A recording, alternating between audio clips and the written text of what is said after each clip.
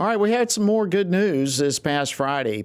Most of the 63 members of China's Mayflower Church, as it's going to be called, arrived safely in the United States. It ended more than a 3-year process of them seeking asylum after enduring persecution from police in their home country of China.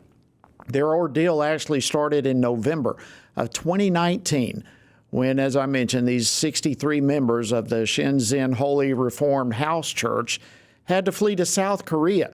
They later traveled to Thailand, setting off a legal ordeal that would last more than 3 years. But there is a U.S.-based human rights group called China Aid. They tirelessly coordinated with the U.S. government agencies, with the United Nations and others, the Thai government, and they, over the course of 3 years, successfully have now been able to obtain freedom and to bring these persecuted Christians to the United States for asylum. Joining me now to discuss this and more is Dr. Bob Fu. He is both the founder and the president of China Aid, as well as a senior fellow for international religious freedom here at the Family Research Council. Welcome back to the program, Dr. Fu. It's an honor to have you.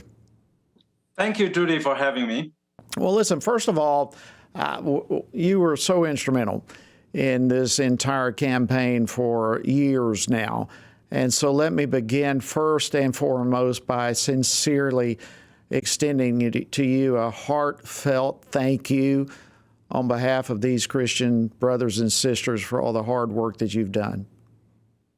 Oh, thank you. It's really a true miracle, a Good Friday miracle that, as you just mentioned, after 3.5 years of sailing through from China to South Korea, then Thailand, and barely, a week ago, they were still locked up in 2 separate immigration detention centers in Bangkok, and was about to be expelled back to the Chinese Communist Party's prison, facing tremendous torture and suffering and imprisonment. And God really showed He is a merciful, faithful God, just using multiple government and many NGOs, including the Family Research Council and many others, and members of Congress, such as Congressman Chris Smith, Chairman McCall, and Congressman Nathaniel, and Senator Ted Cruz, Senator Marco Rubio, and many others. They spoke consistently and loudly, and finally, miracle happened. On Good Friday night, we all welcome the 59 members of the Mayflower Church arrive in the state of Texas, in Dallas. That's awesome. Well, you know, your own testimony, you have been there. You've experienced the persecution yourself in China for your faith, and I cannot fully comprehend or even imagine the degree of satisfaction that you had personally to see these members of the Mayflower Church arrive safely in Texas. That had to be a highlight in your life, really.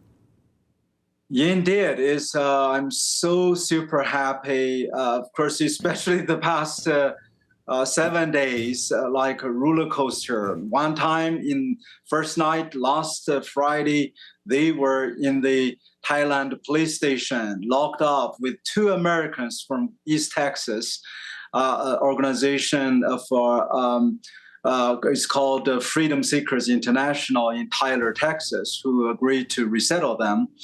And then the next day, they were bused to Bangkok abruptly after a court hearing with the judge announced them to be freed after paying a fine for visa kind of extension issue. And all of a sudden, they were told they are going to be handed over to Communist China in the Bangkok International Airport.